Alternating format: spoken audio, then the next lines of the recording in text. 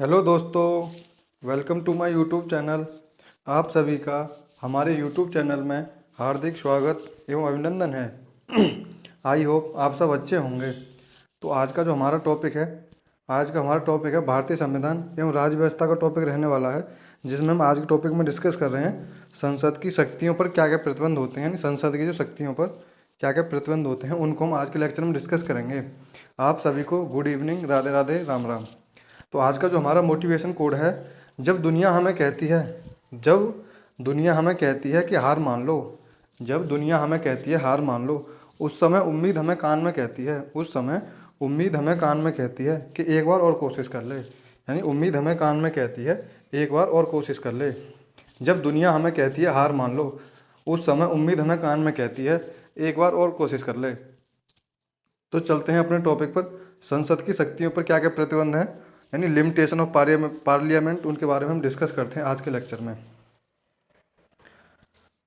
और अभी तक हमारे चैनल पर नए हैं तो हमारे चैनल को सब्सक्राइब करें, बेल आइकन को क्लिक कर लें, जिससे कि आने वाली हर एक लेक्चर का नोटिफिकेशन आपको समय अनुसार मिल सके। तो डिस्कस करते हैं संसद की शक्तियों पर क्या क्या प्रतिबंध हैं, उनको डिस्कस करते हैं। यद्यपि भारतीय संसद देश की सर्वोच्च विधायी संस्था है, फिर भी यह ब्रिटिश संसद की तरह संप्रभु नहीं है। यानी फिर भी ब्रिटिश संसद की तरह संप्रभु नहीं है। उसकी शक्तियों की जो अधोलिखित सीमा हैं वो कौन कौन सी हैं? ये हैं हमारी, साधारणतः संसद राजसूची के विषयों पर कानून नहीं बना सकती है। अनुच्छेद 246 के अंतर्गत साधारणतः संसद जो है राजसूची के विषयों पर कानून नहीं बना सकती है। संसद द्वारा पारित समस्त विधेयकों पर राष्ट्रपति के हस्ताक्षर होने चाहिए। तो अनुच्छेद 111 में राष्ट्रपति पारित विधेयक को एक बार संसद को पुनर्विचार के लिए लौटा सकता है। नेक्स्ट है, थर्ड नंबर है हमारा, संविधान के संघीय स्वरूप से संबंधित कुछ अनुच्छेदों में संशोधन के लिए संसद की स्वीकृति के अलावा कम से कम आधे राज्यों के विधानमंडलों की स्वीकृति भी लेनी होती है। यानी कम से कम आधे राज्यों के विधानमंडलों की स्वीकृति भी लेनी होती है। तो अनुच्छेद 368(2) में लिखा हुआ है। संसद द्वारा पारित उन कानूनों को जो संविधान के विरुद्ध हैं, सर्वोच्च न्यायालय अपने न्यायिक पुनर्विलोकन अधिकार के अंतर्गत असंवैधानिक घोषित कर सकता है।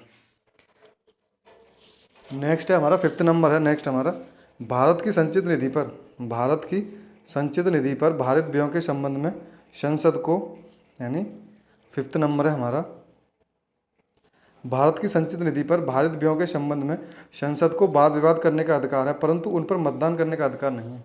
यह अनुच्छेद 113 में लिखा हुआ है। यानी भारत की संचित निधि पर भारित व्यय के संबंध में संसद को वाद विवाद करने का अधिकार तो है, परंतु उन्हें उस पर मतदान करने का अधिकार नहीं है। अनुच्छेद 113 में लिखा हुआ है।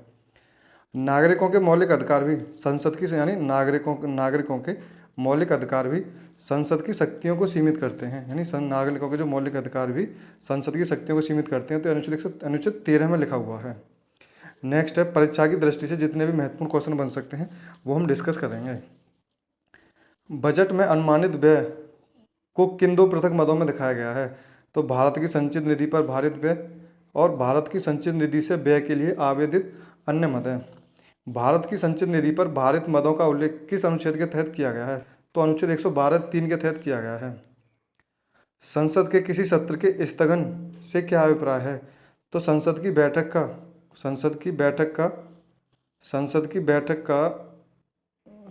बैठक का कुल समय के लिए निलंबन सत्र का स्थगन कहलाता है। वह सत्र का अंत नहीं है। यानी वह सत्र का अंत नहीं है। नेक्स्ट है, अब इसको डिस्कस करते हैं। भारत में सर्वप्रथम 18 फरवरी 1860 बजट प्रस्तुत करने का श्रेय लॉर्ड कैनिंग के कार्यकाल में कार्यरत वित्तीय सदस्य जेम्स विल्सन को है। इसलिए श्री विल्सन को भारतीय बजट का प्रणेता भी कहते हैं। यानी भारतीय बजट का जो प्रणेता है वो विल्सन को कहा जाता है। भारतीयों की बजट परंपरा की जड़ें 1944 में निर्मित बम्बई प्लान से जुड़ी हुई मानी जाती हैं। इस प्लान की रचना जॉन मथाई, जी.डी. बिरला और जे.आर.डी. टाटा ने की थी। स्वतंत्र भारत का पहला बजट 26 नवंबर 1947 को पहले वित्त मंत्री R.K. षणमुगम चेट्टी द्वारा पेश किया गया था।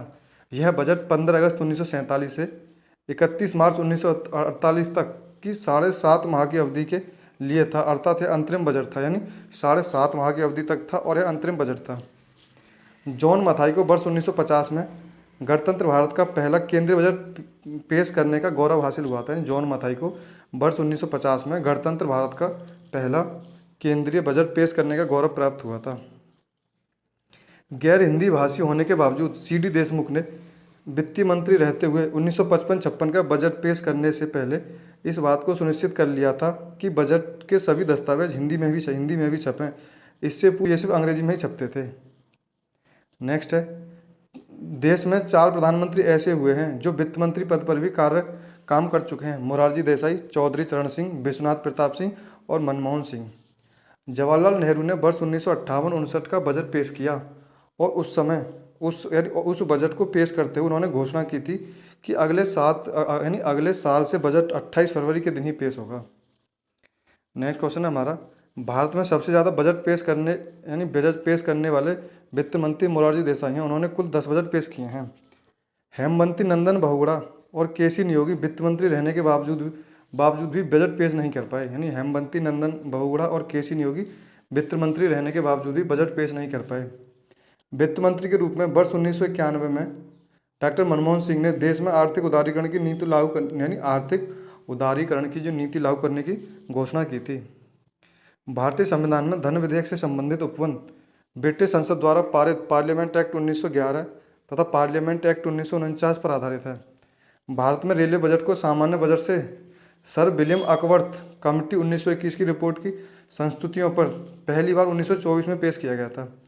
वर्ष 2017 में श्री नरेंद्र मोदी सरकार द्वारा रेल बजट को पुनः आम बजट में शामिल कर लिया गया।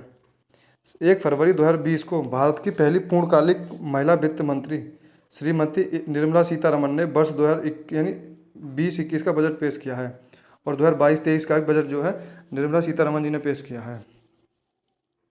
संविधान के किस अनुच्छेद के तहत यह प्रावधान है कि राष्ट्रपति संसद द्वारा पारित धन विधेयक को पुनर्विचार हेतु वापस नहीं लौटा सकता है?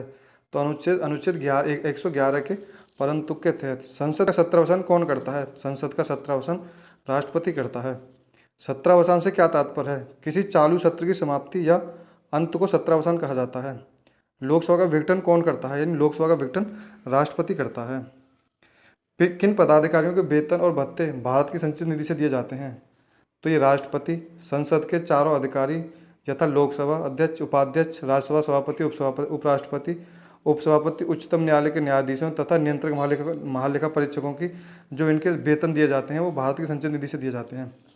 किसकी सिफारिश पर अनुदान मांगें लोकसभा में प्रस्तुत की जाती हैं? तो राष्ट्रपति की सिफारिश से अनुदान मांगें लोकसभा में प्रस्तुत की जाती हैं।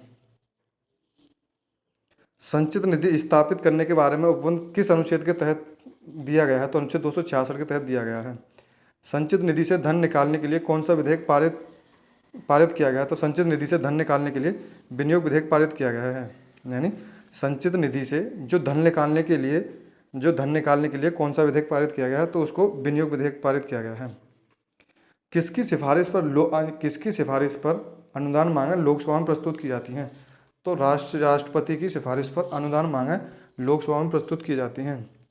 संचित निधि स्थापित करने के बारे में उपबंध किस अनुच्छेद में है? संचित निधि किस अनुच्छेद में है? किस आर्टिकल में संचित निधि का वर्णन किया गया है? तो अनुच्छेद 266 के अंतर्गत संचित निधि का वर्णन किया गया है। संचित निधि से धन निकालने के लिए कौन सा विधेयक पारित किया गया है? तो संचित निधि से धन निकालने के लिए विनियोग विधेयक पारित किया गया है।